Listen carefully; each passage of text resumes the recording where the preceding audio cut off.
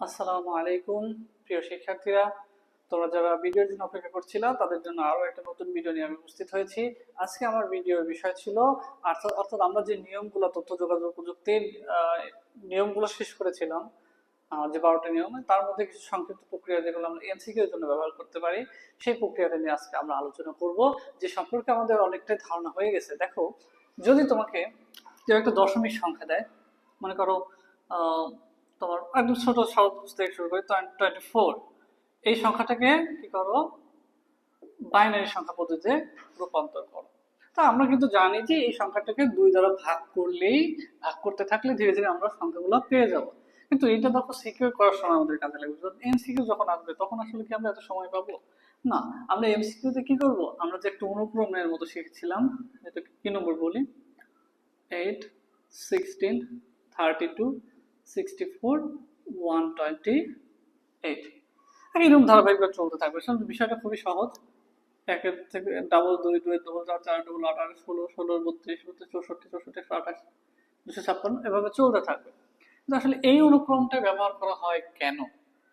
কারণ তুমি একটু লক্ষ্য করে দেখো, এই যে প্রথম তিনটা, এই তিনটা অঙ্ক ব্যবহার করে 1 থেকে 7 পর্যন্ত প্রত্যেকটাই আলাদা আলাদা ভাবে যোগফল রূপে প্রকাশ করা যায়। আবার যদি এই পর্যন্ত যাও তাহলে দেখবে 15 পর্যন্ত, এই দিক পর্যন্ত যাও তোমার হচ্ছে 31 পর্যন্ত, এই এই পর্যন্ত যাও 63 পর্যন্ত। কিন্তু সমস্যা, সবচেয়ে সুবিধার যে বিষয় হলো, মনে করো এই 62 সংখ্যাটাকে তুমি দুইটা ভাবে লিখতে পারবে না, ওয়ানলি ওয়ান, একটাই ওয়ে আছে যে 62 বাইনারি, এখান থেকে একটা ওয়েতেই, মানে 62 কোনো একভাবে যোগ করে বানানো যায়, 2-3 ভাবে তুমি যোগ করে 62 বানাতে পারবে না। 62 কে যদি তুমি এইখান থেকে নিতে চাও, অবশ্যই মাত্র ওয়ানলি ওয়ান ওয়ে আছে, এই কয়েকটা সংখ্যা ব্যবহার করে। তো এই জন্য এরপরে তো ব্যবহার করা সুযোগ না, কারণ এটা 62 বা 63 এর থেকে বড় হয়ে গেছে। তো এই অনুক্রমটা এতটাই আমাদের জন্য সুইটেবল যে আমরা যে কোনো অঙ্ক মানে 2 বা ততোধিক ভাবে যোগফল আকারে প্রকাশ করতে পারি না, জাস্ট ওয়ানলি ওয়ান ওয়ে আছে, এই জন্য এটা ব্যবহার করা হয়। তো আমরা যদি এইটার ক্ষেত্রে আসি, আমার আসলে আমি যেটা সবচেয়ে বেশি মনে রাখতে বলি শিক্ষার্থীদের, যে কম্পিউটার কাজ করে কিভাবে, যেটা গ্রহণ করে সেটাকে ওয়ান এর মাধ্যমে প্রকাশ করে, যেটা গ্রহণ করে সেটা জিরো এর মাধ্যমে প্রকাশ করা হয়। অর্থাৎ অফ এবং অন, যেটা বোঝে না সেটা জিরো, অফ যেটা বুঝে সেটা অন, ওয়ান। দেখো 24, কোন কোন অঙ্ক যোগ করলে 24 হয়?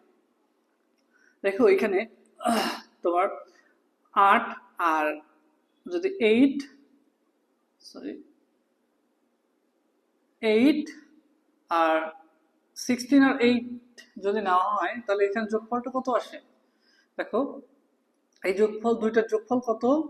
24। দুইটার যোগফল কত? 24। 16 আর 8 যোগ করলে কত হয়? 24 হয়। দেখো, আমাদের যতটুকু যে সংখ্যাটা দেওয়া আছে, আমাদেরকে দেখতে হবে যে তার থেকে বড় সংখ্যা আমরা না নিলেও সমস্যা নেই। আমাদের বলেছে 24, আমরা 31 পর্যন্ত যদি বলে তাহলে এই 5টা ব্যবহার করলেই হবে। যদি বলে 63, তাহলে এই 6টা। যদি বলে 127 এর মধ্যের কোনো সংখ্যা, তাহলে এটা। যদি বলে 63-র মধ্যে কোনো সংখ্যা, তাহলে এইগুলা। যদি বলে তোমার 15-র মধ্যে কোনো সংখ্যা, তাহলে এই সংখ্যা গুণ, এই 4টি সংখ্যা ব্যবহার করতে হয়, এটা তুমি মাথায় রাখবা। তাহলে আমার এইগুলো আসলে দরকার নেই। তাহলে আমরা যেগুলো কম্পিউটার এই দুটো গ্রহণ করেই 24 পেয়ে গেছে, সুতরাং এখন এটা কি জিরো, এটাও জিরো, এটাও জিরো। তাহলে আমাদের ফলাফলটা কি আসছে? 1 1 0 0 0। এটা হলো আমাদের কাঙ্ক্ষিত একটা দশমিক সংখ্যার কি বাইনারি রূপ। একদম ইজিয়েস্ট একটা বিষয়। আমরা যদি ঠিক রিভার্স প্রক্রিয়াটা যাই, যে আমাদেরকে যদি কেউ বলে এই বাইনারি সংখ্যাটা দশমিক সংখ্যা কত হবে, এই সংখ্যাটা দশমিক সংখ্যা কত হবে, তখন আসলে আমরা কি করব? এবারও ঠিক সেম প্রসেসটাই আমরা কি করব, এই অঙ্কটা যদি আমি বিভাগে বসাই, 1 2 4 8 16 32, দেখো কম্পিউটার ওয়ান গুলা গ্রহণ করেছে, তার মানে এইটা গ্রহণ করেছে, এইটা গ্রহণ করেছে, এইটা গ্রহণ করেছে, এইটা, তাহলে গ্রহণ করছে 32 8 4 1।